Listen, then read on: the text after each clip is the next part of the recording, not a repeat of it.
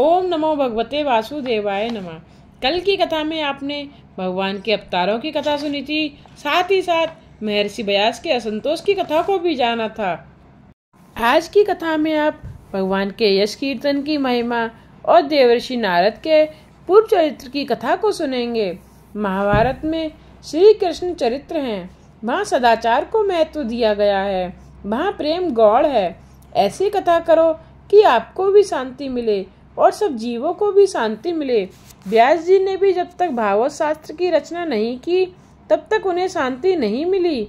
कलयुग में कृष्ण कथा और कृष्ण कीर्तन के सिवा दूसरा कोई उद्धार का उपाय नहीं है। कलयुग में मनुष्य का उद्धार दूसरे साधन से नहीं हो सकता।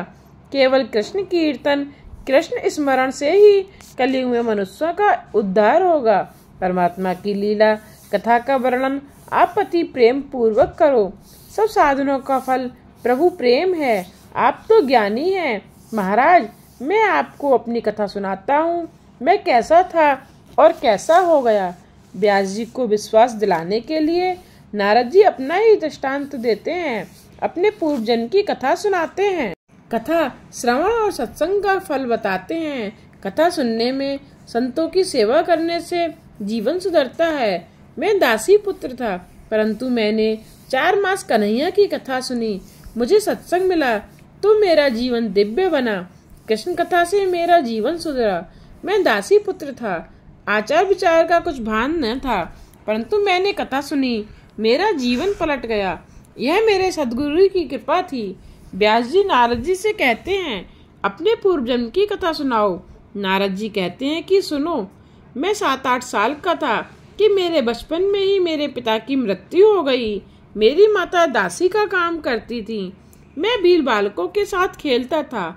मेरे पुण्यों का उदय हुआ। हम जिस गांव में रहते थे वहाँ घूमते फिरते साधु आए। गांव के लोगों ने उन्हें उस गांव में चातुर्मास ठहरने को कहा और कहा, इस बालक को आपकी सेवा में सौंपते हैं। यह पूजा के फूल लाने में मदद करेगा, दूसरे काम भी करेगा। विधवा का लड़का है, प्रसाद भी आपके पास ही ले लेगा।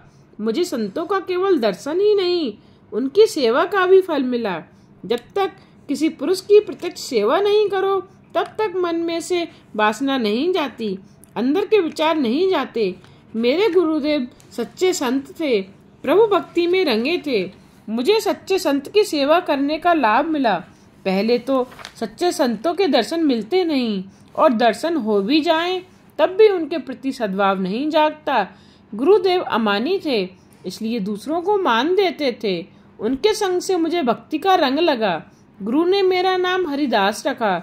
सुखदेव जी ने जन्मते ही व्यास जी से कहा कि आपसे मेरा कोई संबंध नहीं है, आप मेरे पिता नहीं हैं।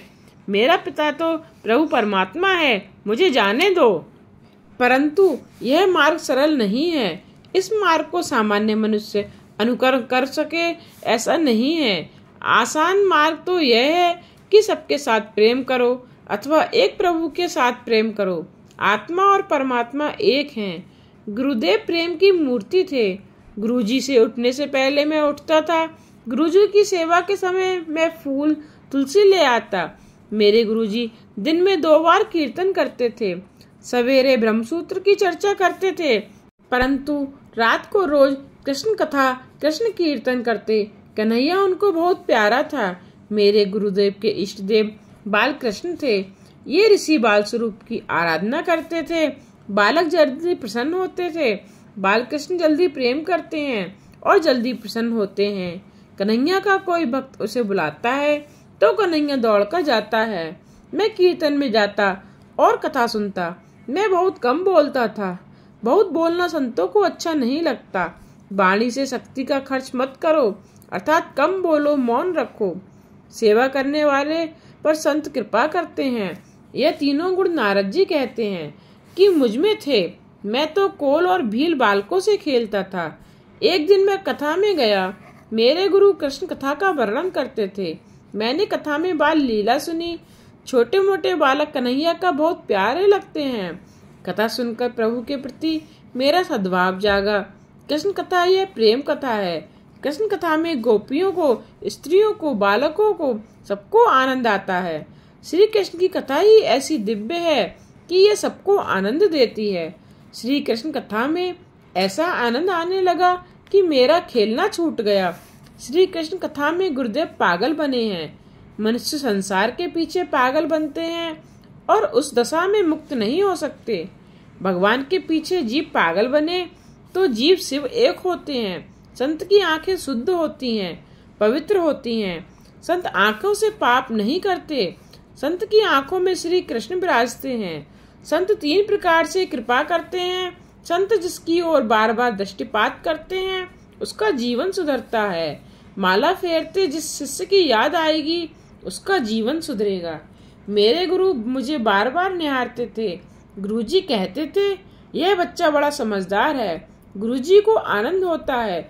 वे बहुत प्रसन्न थे। यह जीव जातिहीन है परंतु कर्महीन नहीं है। संत जिस पर प्रेम की नजर डालते हैं उसका कल्याण होता है। एक दिन प्रसाद ले लेने के बाद मैं उनकी झूठी पत्ते उठाता था। मैं दासी पुत्र था, कहे बिना मुझे खाने को कौन देता। गुरुजी ने मुझे इस प्रकार सेवा करते देखा, संत का हृदय पिघला। गुरुजी ने पूछा कि हरिदास तुमने भोजन किया है? मैंने ना कही। गुरुदेव को मुझ पर दया आई। यह बालक कितना समझदार है। गुरुदेव ने मुझे आज्ञा दी कि पत्तों में मैंने महाप्रसाद रखा है, यह तुम खाओ। मैंने वह प्रसाद खाया।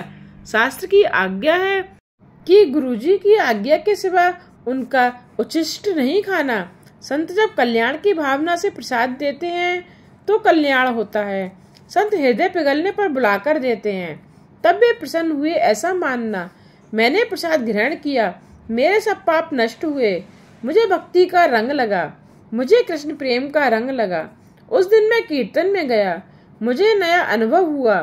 कीर्तन में एक निराला आनंद आया कि मैं आनंद में थे ही नाचने लगा। अति आनंद में देहाध्यास छूटता है। कीर्तन भक्ति श्री कृष्ण जी को अतिशय प्रिय है। भक्ति का रंग मुझे उसी दिन लगा। मुझे राधा कृष्ण का अनुभव हुआ। सुखदेव जी कहते हैं, नारद जी व्यास जी को अपना आत्मचरित्र सुनाते हैं। मैं कम बोलता था इसलिए मुझ पर संतों की कृपा हुई। सेवा में सावधान रहता था। संत सेवा में सद्भाव रखते हैं, परंतु गुरुदेव की मुझ पर खास कृपा हुई। मुझे वासुदेव गायत्री का मंत्र दिया। पहले स्कंद में 5वें अध्याय का 37वां श्लोक यह वासुदेव गायत्री कर मंत्र है। इस वासुदेव गायत्री का हमेशा जप करो। 4 माह इसी प्रकार गुरुदेव की सेवा की। गुरुदेव को वह गांव छोड़कर चले जाने का दिन आया। गुरुदेव जी अब चले जाएंगे, यह सोचकर मुझे दुख हुआ। मैंने गुरुजी से कहा, गुरुजी आप मुझे साथ ले चलिए, मुझे मत छोड़ो। मैं आपकी शरण में आया हूँ। मैं आपके चौके पर सोया करूँगा। मैं आपका नीच से नीच काम भी करूँगा। मुझे सेवा में साथ ले चलो, मेरी उपेक्षा ना करो। गुरुदेव ने विधाता का लेख पढ़कर मुझे कहा कि तू अपनी माता का ऋणानुबंधी पुत्र है। इस जन्म में तुझे उसका ऋण चुकाना चाहिए, इसलिए माता का त्याग नहीं करना। तू यदि माता को छोड़कर आएगा तो तुझे दूसरा जन्म लेना पड़ेगा। तुम्हारी माता की आहें हमारे भजन में विक्षेप करेंगी। तुम घर में रहो, घर में रहकर भी प्रभु का भजन हो सकता है। नारद जी कहते हैं, आपने तो कथा में कहा था कि प्रभु भजन में जो विघ्न करे उसका त्याग कर दो। प्रभु के भजन में जो साथ दे उसका ही संग करो। ईश्वर के मार्ग में ले जाए वही सच्चा स्नेही है। मेरी माता जो मेरे भजन में विक्षेप करने वाली हो तो क्या मुझे अपनी माता का त्याग नहीं करना चाहिए? संसारी माँ बाप की यही इच्छा रहती है कि मेरा पुत्र विवाह करके वंश की वृद्धि करे। उनको ये इच्छा तो होती ही नहीं कि हमारा पुत्र परमात्मा में तन्मय हो। मेरे माता मेरे भजन में विक्षेप करने वाली हैं। आपकी कथा में एक दिन कहा था कि अपने स्नेही भी जो कथा में विक्षेप करने वाले हों तो ऐसे स्नेहियों का भी त्याग कर दो। मीराबाई को लोगों ने बहुत त्रास दिया। तब मीराबाई ने घबराकर संत तुलसीदास को पत्र लिखा कि मैं 3 साल की थी तब से मैंने गिरधर गोपाल के साथ शादी की है। ये मेरे संबंधी मुझे कष्ट देते हैं, मुझे अब क्या करना चाहिए? तुलसीदास ने चित्रकूट से ही पत्र लिखा कि कसौटी सोने की होती है, पीतल की नहीं। तुम्हारी यह कसौटी है। जाके प्रिय न राम वैदेही सो छाड़िए कोटि बैरी, सम यद्यपि परम स्नेही। जिसे सीताराम प्यारे न लगे, जिसे राधा कृष्ण प्यारे न लगे, ऐसा जो सगा भाई हो तब भी उसका संग छोड़ देना चाहिए। दुसंग सर्वथा त्यागने योग्य है, दुसंग सर्वथा त्याज्य। मीराबाई ने यह पत्र पढ़कर मेवाड़ का त्याग कर दिया और वृंदावन आ गईं। भक्ति बढ़ानी हो तो मीराबाई का चरित्र बार बार पढ़ो। संसारी माता पिता भी पुत्र को संसार का ही ज्ञान देते हैं। माता के संग में रहूंगा तो भजन में विक्षेप होगा। गुरुजी ने कहा, तू माँ का त्याग करे, यह मुझे अच्छा नहीं लगता है। ठाकुर जी सब जानते हैं। तुम्हारी माता तुम्हारे भजन में विघ्न करेंगी तो ठाकुर जी कोई लीला करेंगे। संभव है ये तुम्हारी माता को उठा लेंगे, अथवा तेरी माता की बुद्धि को भगवान सुधार देंगे। घर में रहना और इस महामंत्र का जप करना, माँ का अनादर नहीं करना। जप करने से प्रारब्ध बदलता है, जप की धारा टूटे नहीं, इसका ध्यान रखना। मैंने गुरुजी से कहा, आप जप करने को कहते हैं, मगर मैं तो अनपढ़ दासी पुत्र हूँ, मैं जप कैसे करूँगा, जप की गिनती कैसे करूँगा। गुरुदेव ने कहा, जप करने का काम तुम करो और जप गिनने का काम श्री कृष्ण करेंगे। जब तुम करना, गिनेगा कन्हैया। जो प्रेम से भगवान का स्मरण करते हैं उनके पीछे पीछे भगवान फिरता है। मेरे प्रभु को और कोई काम नहीं है। जगत की उत्पत्ति और संहार का सारा काम माया को सौंप दिया है। परमात्मा के नाम का तो जाप करता है, परमात्मा उसके पीछे पीछे फिरते हैं। जप की गिनती तो नहीं करनी है, गिनोगे तो किसी को कहने की इच्छा होगी, किसी को जप की संख्या कहोगे तो थोड़ा पुण्य चला जाएगा, पुण्य क्षय होगा।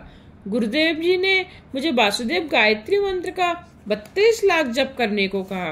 32 लाख जप होगा तो विधाता का लेख भी मिटेगा, पाप का नाश होगा। बेटा, इस मंत्र का सदा जप करना। मंत्र का जप करने से ईश्वर के साथ जीव का संबंध होता है। रुद्र से संबंध पहले होता है, इसके बिना ब्रह्मा का साथ संबंध नहीं होता, फिर ब्रह्म साक्षात्कार होता है। रोज यही भावना रखना कि श्री कृष्ण मेरे साथ ही हैं, श्री कृष्ण प्रेम का स्वरूप हैं, तेरा कल्याण करेंगे। बेटा, तू बाल कृष्ण का ध्यान करना। श्री कृष्ण का बाल स्वरूप अति मनोहर है, बालक को थोड़ा दो तो भी वह राजी होता है।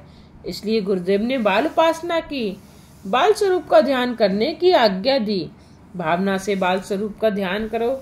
मेरे गुरुजी मुझे छोड़कर चले गए, मुझे अति दुख हुआ। पूर्वजन्म के गुरु का नाम लेते ही नारद जी रोने लगे। सच्चे सदगुरु का कोई स्वार्थ नहीं होता है। मैंने निश्चय किया और जप शुरू कर दिया। मैं सतत जप करता, जप किए बिना मुझे चैन नहीं आता। घूमते फिरते और स्वप्न में भी जप करता था। सैया पर सोने से पहले हमेशा जप करो, जप की धारा न टूटे। 1 वर्ष तक बाणी से जप करना, 3 वर्ष कंठ से जप करना, 3 वर्ष के बाद मन से जप होता है, इसके बाद अजपा जाप होता है। माँ को यह रुचता न था, फिर भी मैंने 12 वर्ष तक 16 अक्षरी महामंत्र का जप किया। मनुष्य जप करते हुए भी छल कपट बहुत करते हैं, इसी से उनके पुण्यों का नाश होता है। माँ की बुद्धि भगवान बदल देंगे, यह सोचकर माँ को मैंने कभी कुछ न कहा। मैंने अपनी माता का कभी भी अनादर नहीं किया। उसके बाद माता एक दिन गौशाला में गईं, वहाँ उसको सर्प ने काट लिया। सूत जी सावधान करते हैं, सर्प अपराधी को काटता है। माता ने शरीर का त्याग किया, प्रभु ने कृपा की, अनुग्रह मन ने माना। मैंने माना कि मेरे भगवान का मुझ पर अनुग्रह हुआ है। माता जी की देह का अग्नि संस्कार किया, मुझे आनंद हुआ, मैं मातृ ऋण से मुक्त हुआ। घर में जो कुछ रखा था मैंने माता के काम में ले लिया।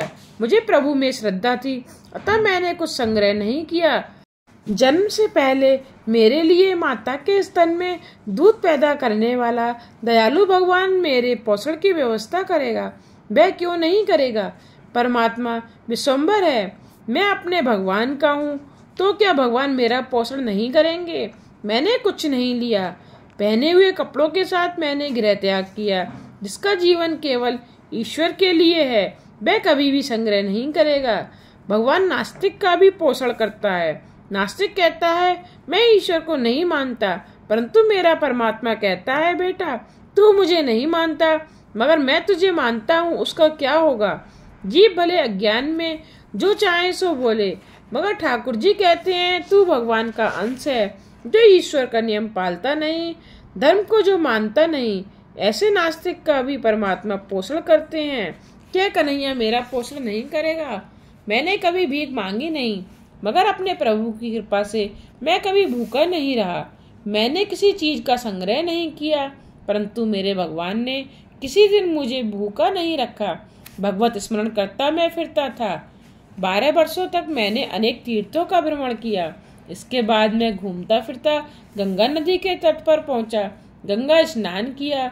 इसके बाद एक पीपल के वृक्ष के नीचे बैठकर मैं जप करता था। जब ध्यान से करता था। गुरुदेव ने आज्ञा की थी कि खूब जप करना। मैंने जप नहीं छोड़ा। गुरु ने कहा था प्रभु दर्शन दे तो भी जप छोड़ना नहीं। गंगा किनारे 12 बरस रहा। 24 साल से भावना करता था कि कन्हैया मेरे साथ हैं। मेरे पूर्व जन्म के पाप बहुत होंगे, इसलिए मुझे प्रभु दर्शन नहीं हो रहे हैं, परंतु श्रद्धा संपूर्ण थी। इस कारण एक दिन मुझे प्रभु दर्शन अवश्य देंगे। भावना में भाव से मुझे श्री कृष्ण दिखते थे, मगर मुझे बाल कृष्ण के प्रत्यक्ष दर्शन नहीं हो रहे थे। अपने श्री कृष्ण का मुझे प्रत्यक्ष दर्शन करना था। मुझे लगा कि श्री कृष्ण मुझे कब अपनाएंगे, कब मुझे मिलेंगे। मुझे श्री कृष्ण दर्शन की तीव्र इच्छा जागी। एक अच्छा हो कि मुझे श्री कृष्ण की झांकी हो। मेरे लाला ने कृपा की। एक दिन ध्यान में मुझे सुंदर नीला प्रकाश दिखा। प्रकाश को देख मैं जप करता था। वहाँ प्रकाश में से बाल कृष्ण का स्वरूप प्रकट हुआ। मुझे बाल कृष्ण के मनोहर स्वरूप की झांकी हुई। मेरे कृष्ण ने कस्तूरी का तिलक लगाया था। वक्ष स्थल में कौस्तुभमणि की माला धारण की थी। नाक में मोती था। आंखें प्रेम से भरी थी। मुझे जो आनंद हुआ उसका वर्णन करने की शक्ति सरस्वती में नहीं है। मुझे ऐसा हुआ कि मैं दौड़ता जाऊं और श्री कृष्ण के चरणों में वंदन करूं। मैं जैसे ही वंदन करने गया तो कृष्ण अंतर्ध्यान हो गए। मुझे लगा मेरा श्री कृष्ण मुझे क्यों छोड़कर चला गया। वहाँ मुझे आकाशवाणी से आज्ञा मिली। मेरे मन में सूक्ष्म वासना रही है। जिसके मन में सूक्ष्म वासना रह गई हो, ऐसे योगी को मैं दर्शन नहीं देता। इस जन्म में अब मेरा दर्शन तुझे नहीं होगा। यूँ तो तेरी भक्ति से प्रसन्न हुआ हूँ। तेरे प्रेम को, भक्ति को पुष्ट करने के लिए तुम्हें दर्शन दिया है, परंतु तुझको अभी एक जन्म और लेना पड़ेगा। अभी तेरे बहुत से जब बाकी हैं। अगले जन्म में तुझे मेरा दर्शन होगा। दृष्टि और मन को सुधार। सतत विचार कर कि मैं तेरे साथ हूँ। जीवन के अंतिम श्वास तक करना। बिना भजन का भोजन पाप है। सत्कर्म की समाप्ति नहीं हुआ करती। जिस दिन जीव की समाप्ति, उसी दिन सत्कर्म की समाप्ति। इसके बाद मैं गंगा किनारे रहा। मरने से पहले मुझे अनुभव होने लगा कि इस शरीर से मैं जुदा हूँ। जड़ चेतन की ग्रंथि टूट गई।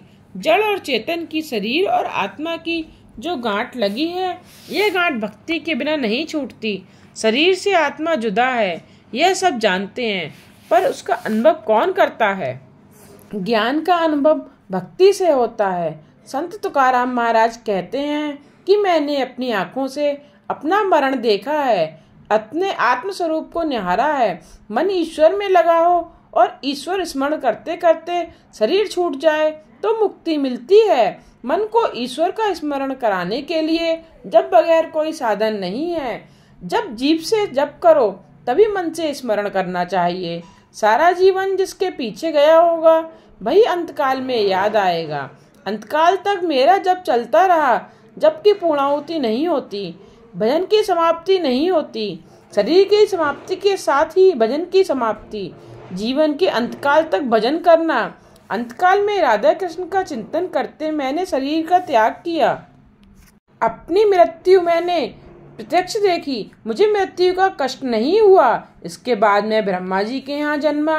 पूर्व जन्म के कर्मों का फल मुझे इस जन्म में मिला। मेरा नाम नारद रखा गया।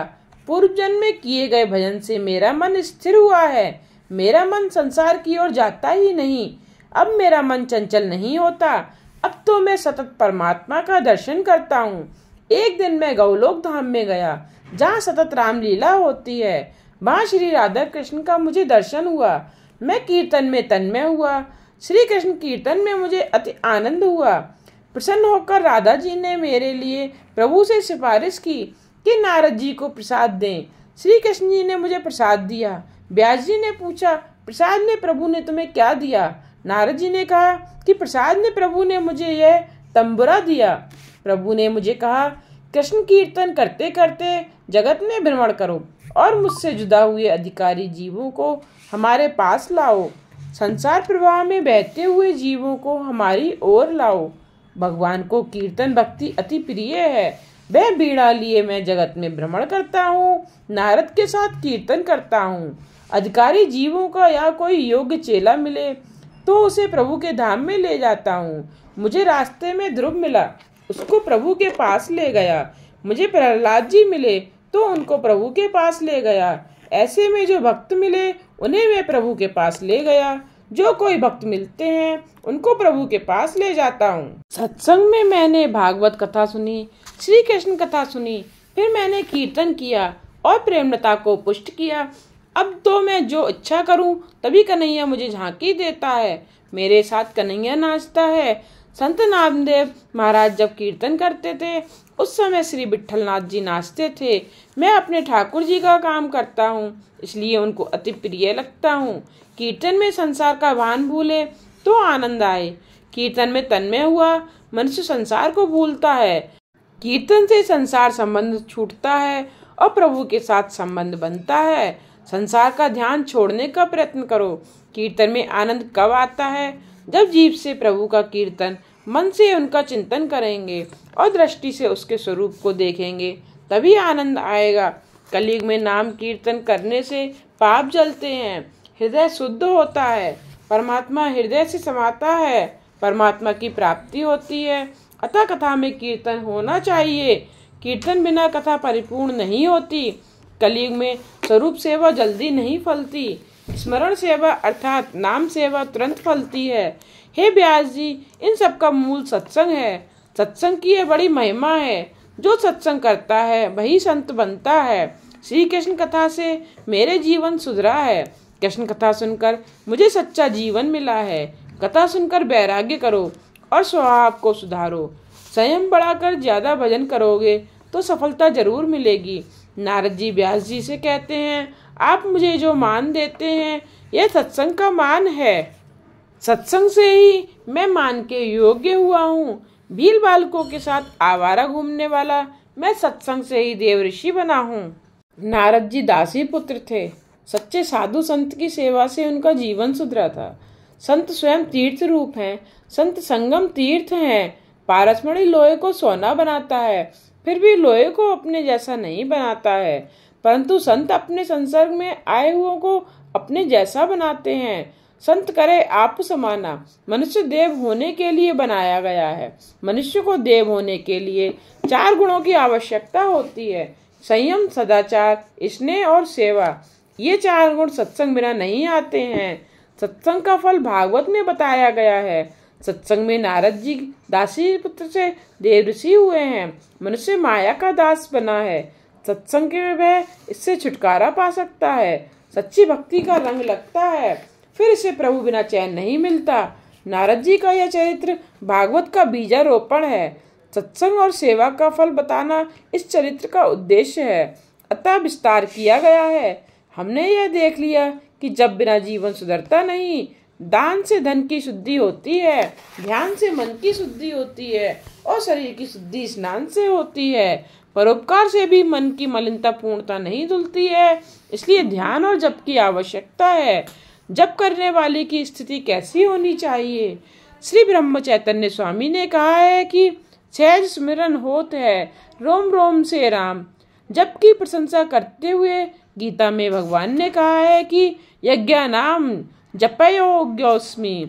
रामदास स्वामी ने दासबोध में लिखा है कि जप करने से जन्म कुंडली के ग्रह भी सुधरते हैं। 1 करोड़ जप करने से तन सुधरता है, अर्थात आरोग्य प्राप्त होता है। 2 करोड़ जप करने से द्रव्य सुख मिलता है, अर्थात धन की प्राप्ति होती है। 3 करोड़ जप करने से पराक्रम सिद्ध होता है, यश कीर्ति मिलती है। 4 करोड़ जप करने से सुख की प्राप्ति होती है। 5 करोड़ जप करने से ज्ञान की प्राप्ति होती है। 6 करोड़ जप करने से अंदर के शत्रुओं का विनाश होता है। 7 करोड़ जप करने से स्त्री को सौभाग्य सुख मिलता है। स्त्री को पति सुख और पुरुष को पत्नी सुख मिलता है। 8 करोड़ जप करने से मरण सुधरता है, अब मृत्यु टलती है, मृत्यु स्थान सुधरता है। 9 करोड़ जप करने से इष्ट देव की झांकी होती है, अब परोक्षानुभूति होती है। जिस देव का जप करते हैं उस देव के सगुण स्वरूप का साक्षात्कार होता है। 10, 11, 12 करोड़ जप करने से संचित प्रारब्ध और क्रियमाण कर्म जल जाते हैं, इन कर्मों का नाश होता है। 13 करोड़ जप करने से भगवान का साक्षात दर्शन होता है। नारद जी व्यास जी से कहते हैं कि आप ऐसी कथा करो कि जिससे सुनने वालों का पाप जले, उनका हृदय पिघले।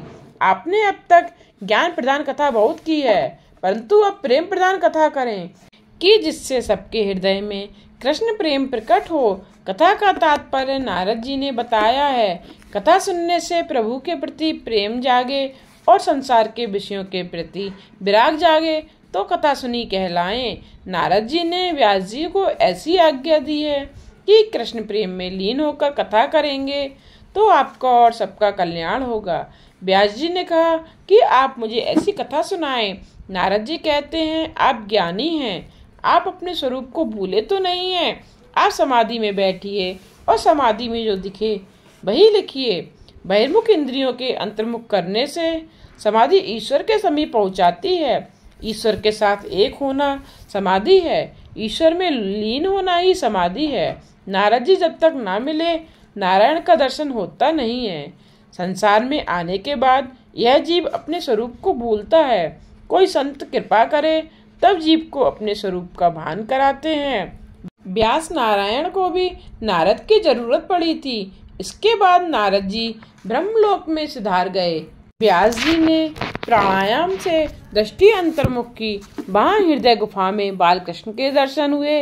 व्यास जी को सब लीलाओं का दर्शन हुआ है। व्यास जी को नारद जी ने स्वरूप का भान कराया। इसके परिणाम स्वरूप व्यास जी ने श्रीमद् भागवत की रचना की।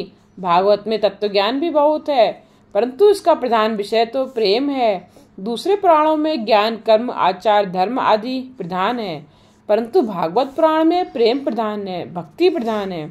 वाल्मीकि रामायण आचार धर्म प्रधान ग्रंथ है, जबकि तुलसी रामायण भक्ति प्रधान ग्रंथ है। वाल्मीकि जी को अपने जन्म में कथा करने से तृप्ति न हुई। भगवान की मंगलमय लीला कथा का भक्ति से प्रेम पूर्वक वर्णन करना बाकी रह गया, इसलिए उन्होंने कलयुग में तुलसीदास के रूप में जन्म लिया। कल कुटिल जीव निस्तार हित वाल्मीकि तुलसी भयो, वेद स्वीकृत भागवत का यह फल है। यह तो सबको विदित है कि वृक्ष की छाल तथा पत्तों में जो रस होता है उससे वृक्ष के फल में विशेष रस होता है। रसपूर्ण इस श्रीमद् भागवत रूप फल का मोक्ष मिलने तक आप बार बार पान कीजिए। पिबत भागवतम रसमलायम। जब तक जीव और ईश्वर का मिलन ना हो जाए तब तक इस प्रेम का पान करो। ईश्वर में जब तक तुम्हारा लय ना हो जाए तब तक इस प्रेम रस का पान करो। भागवत का आस्वादन किया करो, भागवत रस का पान करो। वेदांत अधिकारी के लिए है, सबके लिए सरल नहीं है। वेदांत त्याग की आज्ञा करता है। वेदांत कहता है सर्व का त्याग करके भगवान के पीछे पड़ो, जबकि संसारियों से कुछ छूटता नहीं। ऐसों के उद्धार के लिए कौन सा उपाय? हाँ, है उपाय। त्याग ना कर सको तो कोई हर्जा नहीं, परंतु अपना सर्वस्व ईश्वर को समर्पण करो और अनासक्त रहकर ही उसे भोगो। व्यास जी ने ब्रह्मसूत्र बनाया, योग दर्शन पर भाग्य रचा, परंतु उनको लगा कि कलयुग के मानव भोग परायण होंगे और उसी कारण उनसे इस योग में प्रवृत्ति नहीं हो सकेगी। उसके लिए करुणा करके यह भागवत शास्त्र रचा। परीक्षित को निमित्त बनाकर संसार में फंसे लोगों के लिए व्यास जी ने यह भागवत की कथा की है। भागवत खासकर संसारियों के लिए ही है। आज की कथा को यहीं विराम देते हुए कल की कथा में आप श्रीमद् भागवत के अधिकारी खासकर संसारी की कथा का श्रवण करेंगे। अगर आपको मेरी कथा पसंद आई हो तो मेरी वीडियो को लाइक और शेयर जरूर कीजिएगा। साथ ही साथ मेरे आगे आने वाले वीडियोज के लिए मेरे चैनल को सब्सक्राइब करके बेल आइकन पर प्रेस करके ऑल पर क्लिक करना ना भूलिएगा, जिससे आगे आने वाली कथा के नोटिफिकेशन आप तक पहुंचते रहें।